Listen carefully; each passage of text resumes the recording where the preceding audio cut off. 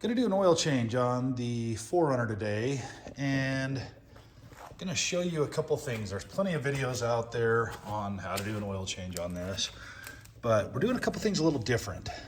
First of all, going to install the ValvoMax drain. I have this on all of my vehicles now and love it. It makes oil changes so much cleaner, so much easier. It's a little pricey, $44 for that drain plug. But one thing I like about this is you can drain oil super hot because you never touch the oil. I have taken one of these hoses and extended it to where I can put it out in a bigger catch bucket, and you almost don't even need gloves. You screw that on and drain it out, spin on a new filter, and you're good to go. So that's the first thing I'm doing. Second thing I'm doing is, well, obviously you've seen an oil filter wrench before. These Motiv X tools filter wrenches are awesome, and this fits almost any Toyota that's out there. And I'm showing you this for a specific reason, because for some weird reason, these 4Runners come with a plastic filter housing, and there's a really cool trick that I'll show you where you swap that out with this metal one. You have to reuse the cap here, and we swap out this inner baffle that's here, but I'll show you all of that. And then we just have our standard Toyota oil filter.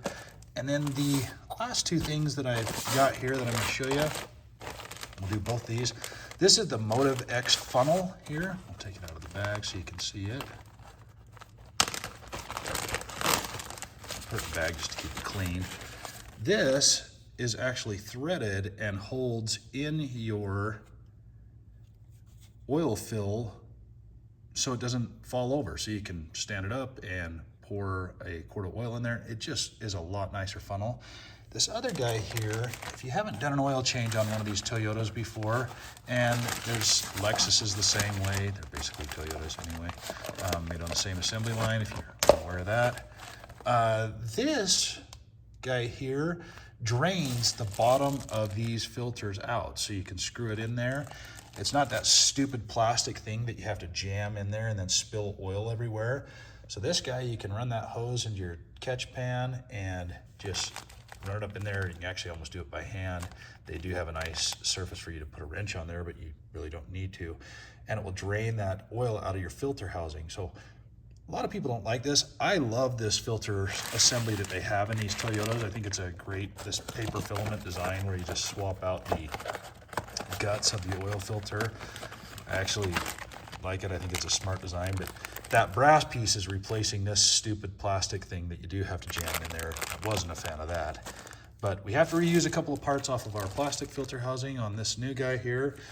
We'll show you all that as we go. So first we'll start by pulling the old drain plug out and putting that ValvoMax one in and move on from there. All right, to get the oil plug off of this, you got to take this access panel off the bottom of this 4Runner, and it's two 12mm bolts. Then we're going to pull this guy off here, and he is a 14mm, and we'll drain the oil, and then we're going to put that ValvoMax up in there. Let's start that draining, and we'll get that out, and I'll show you the install of the ValvoMax. While that's still draining, you can see, I'm going to show you the oil filter housing location here. Right up here, and this plug on the bottom is what we're going to remove, and you just put your extension off your 3/8 drive ratchet in there, and I'm going to use that brass tool to drain that out in my oil pan. By the way, this is all under a skid plate. There's two 12mm bolts on both sides and a 10mm bolt, but if this hasn't been bashed or broken, it'll actually hang there, and you can see that the dealer will nicely let oil just splash all over this for you, because why not? They don't get care, and they get paid by the job, not by the hour, so it doesn't make any difference to them. So they don't even remove this plate off there when they change your oil or put a drip guard underneath it. They just pull the filter and let it drain all over your skid plate and call it good.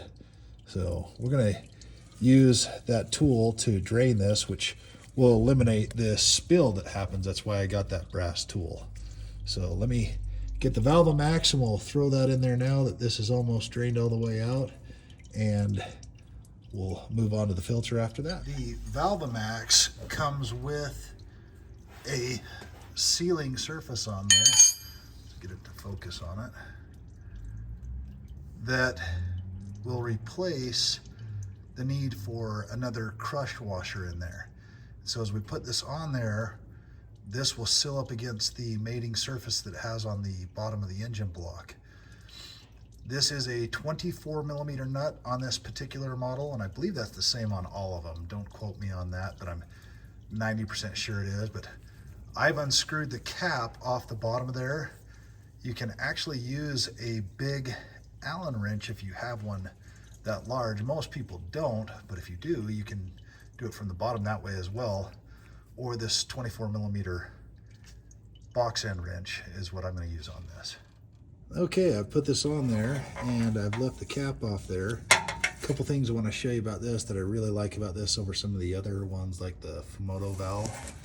This has an O-ring up here at the top and rubber inside the cap as well, so that it makes a double sealing surface inside of that cap. Not that that's going to be it, but it's just another layer of protection for dirt or any of that stuff. And we got plenty of clearance for our skid plate to go back over this. So we're done, and I don't have to remove that bolt out of there at all anymore. I'll just unscrew that cap, the next oil change I want to do, and put the extension on there, and we're good to go. So I'll throw that skid plate back on there, and then we'll move over to pulling this assembly out here and putting that brass drain tool that I got. And I'll put the links to all these parts in the comment section in the description there.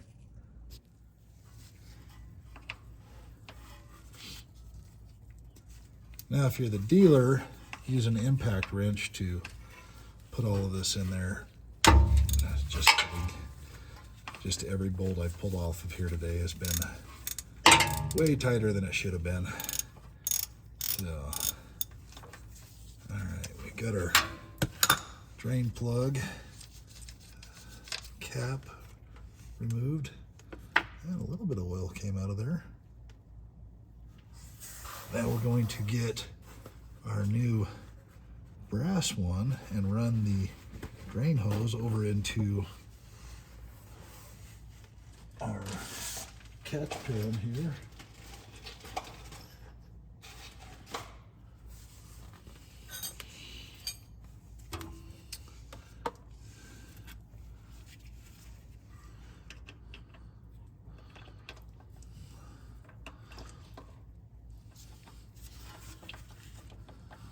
Well, that works like hot garbage.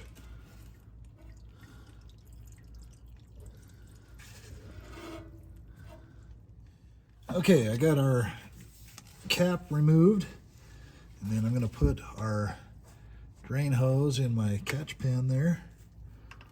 And you need to screw this out almost all the way, and then screw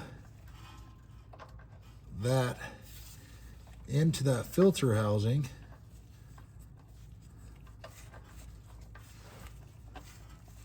Trying to do this at a little bit of an angle because of the camera. So the camera's got a good location.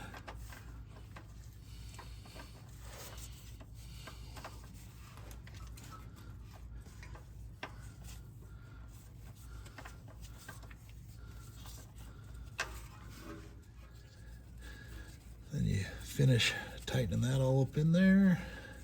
Just needs to be hand tight like I mentioned. And then you take the hand threaded side up in there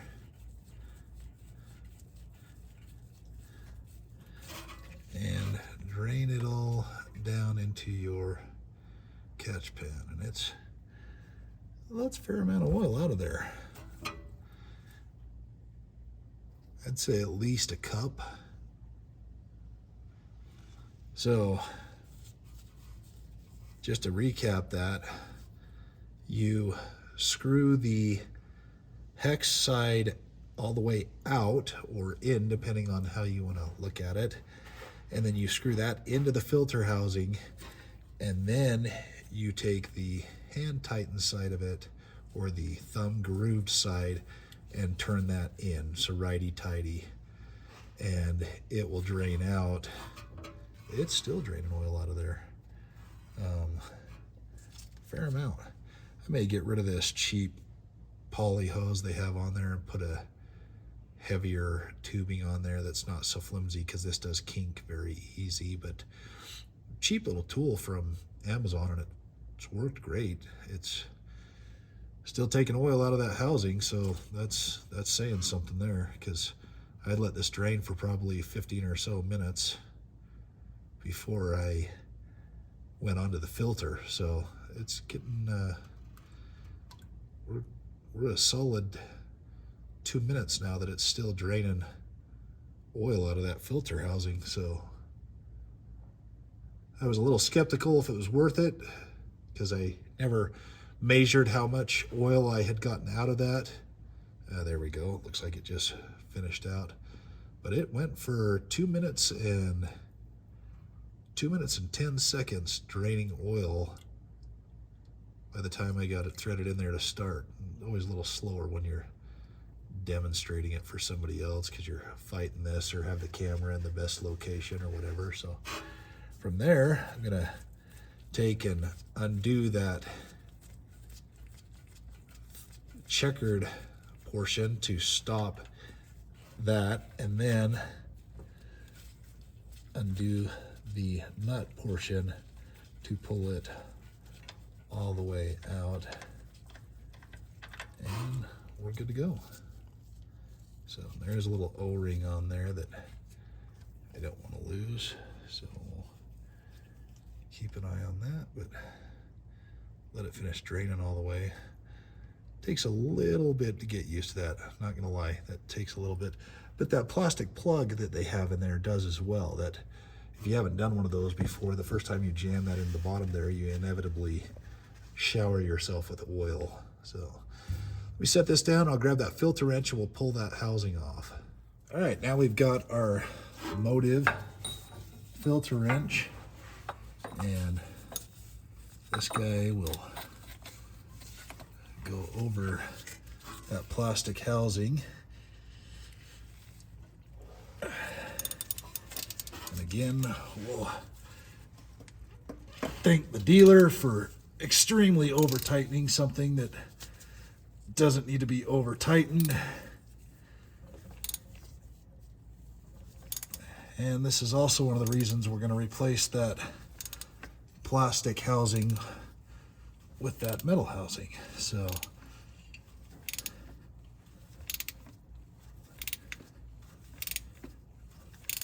this Motiv oil filter wrench is my favorite oil filter wrench out of all the ones that I have. It just works so much better than the other ones I have. And I do like this design by Toyota, even if it is a little bit more work to get it. But everything's out of there. I'm gonna climb out from underneath the car now and show you a couple of changes we're gonna make on this guy here and that plastic housing, and we'll go from there. So okay, here are the two housings side by side. Here's the one that's on the 4Runner right now, plastic.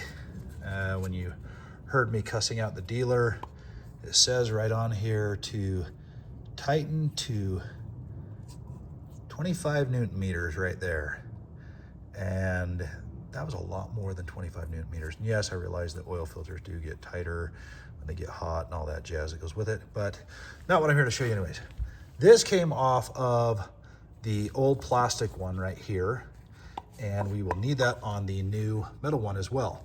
Your filter comes with this O-ring right here.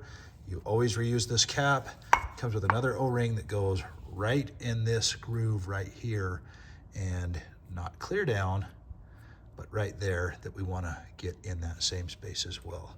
So if we look at these two side by side, you can see where that O-ring needs to sit there. So right in that nice polished groove for it. We'll put some grease on there so that it doesn't seize up on us. But here's the, and it's not hard, here's the thing that we have to do.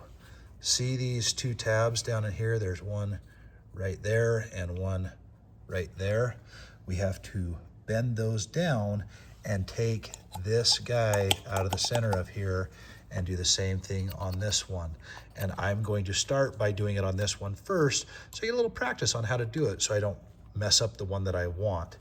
But we have to take this assembly out because, as you'll notice, this one is about 1/4 inch longer, maybe 1/2 inch longer. So it sits up above the filter, so we'll want the correct one in there. I'm gonna grab a screwdriver to get that out. We're gonna bend them up, twist it out, and then bend them back down. Really not rocket science. The first one we're gonna take out, we're gonna bend that guy up, and then come to the other side and bend that guy up, and then I should be able to do a little bit more on this guy. Right there. Take that out. We want to keep this spring, and there's a washer assembly in place. Just keep those parts in mind, how they came out. The reverse is the same for the assembly. So now we're going to bend this tab up. And don't worry, if you completely screw this up, you can buy these center cones. You just have to buy them separate, which is kind of pointless if we're going to go through and have to buy the housing anyway. So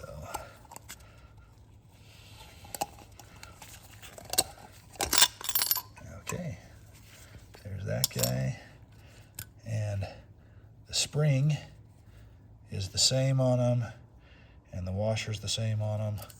So I'm going to use the new spring and the new washer just because it's new. We have it. Push that in the center, and go in. Half turn on both of them. Lighting's really tough to get down in there. And then bend that tab back out, and the other tab back out.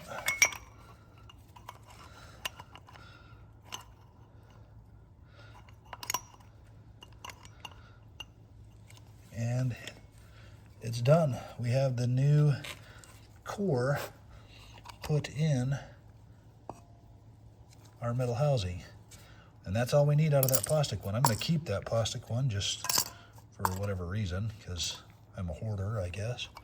But here's our taller funnel for the core of our oil filter.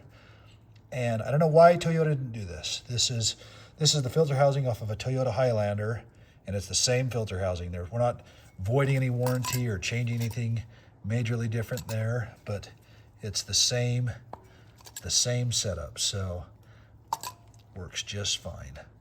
So we'll pop that off, and then I'm gonna grab my new filter and go grab some grease, and we'll assemble that back together. Okay, I've got the new filter in here. Actually have my gasket on there with a little bit of red grease on there, and my new gasket on the bottom, also with some red grease. Going to put our plug back on the bottom of there, and it's greased so that it'll actually come back off for us again. Another reason I like these housings is you can more clearly see where that O-ring should ride. Not hard on the black plastic one, but there's a nice polished surface for that O-ring to ride in there that I just went ahead and put red grease on that. But I'm going to dump a little bit of oil in here and then climb underneath, and we'll start assembling that up. Okay, so I poured some oil in there to get that process started. gone ahead and started tightening that up there hand tight.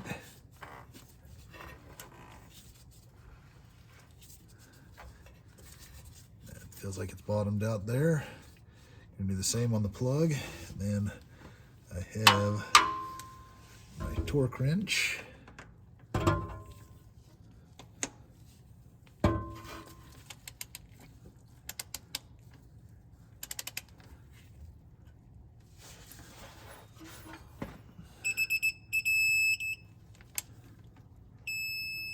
Okay, there's 25 foot-pounds. I could put the filter wrench on there just for fun. Maybe we'll do it just for giggles because we are doing it off that drain plug. And line it up.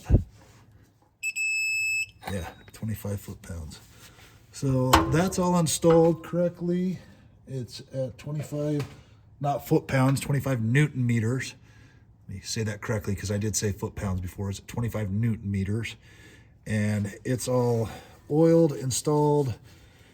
I've lubricated the gaskets. We reused the plug on the bottom of here and that center cone that holds the filter in place. But everything should be set up just nice and slick. So now that we've got some oil in there, the plug in the bottom there, let's go ahead and put the skid plate on there real fast. And it just goes back up into place. That's one thing I'll give you credit for on these 4Runners. They are built. These are built to be an off-road vehicle, and sometimes your mall crawlers aren't quite that set up, but this one is definitely more than that. So let me get these on there and we'll go up to the top and I'll show you the funnel. All right, last thing I was going to show you was this Motiv funnel. It's a funnel. I'm not going to overhype what it is or isn't, but I like that it's a hands-free funnel. You literally put it in there. It's super stable. I don't have to sit there and fight pouring oil in now and holding the funnel or any of that jazz. I can just do my thing, and you can see that clear picture window at the bottom of it that allows you to see that the oil's finished draining out of it. And so I can dump that in there, grab my other jug, since this takes almost 7 quarts, and fill that guy in there as well. Just makes a lot handier, especially where I got this up on some ramps. I don't have to sit there and fight trying to pour it in there and hold the funnel at the same time. Just makes it nicer. Honestly, for the $14 or $16 I think this funnel was, and I'm gonna do, I don't know, 30, 40 oil changes on this vehicle in its lifetime, it's worth the 15 bucks to me. So, all right, we've got this to where it's at, but lots of cool things today. We did that ValvoMax. That'll make the oil change a lot easier in the future. We switched over to that metal housing. That's gonna be a lot nicer. We tried that drain. First time I did that, honestly, didn't go as smooth as I thought. The filter drain, it wasn't as convenient as I was hoping as it was going to be. I didn't realize I had to screw the nut end in and have the finger checked portion out. And then once I got it in there, tighten it in. It really didn't have any instructions with it. I just saw it, I knew what it was. But now that I know what it is, it's actually really slick and will save me from dumping oil all over the floor in the future. So I'll put a link to all the parts down in the description, but I like having that metal filter housing on there now. A lot better setup. And yeah, thanks for watching, and have links to everything down there. And appreciate it.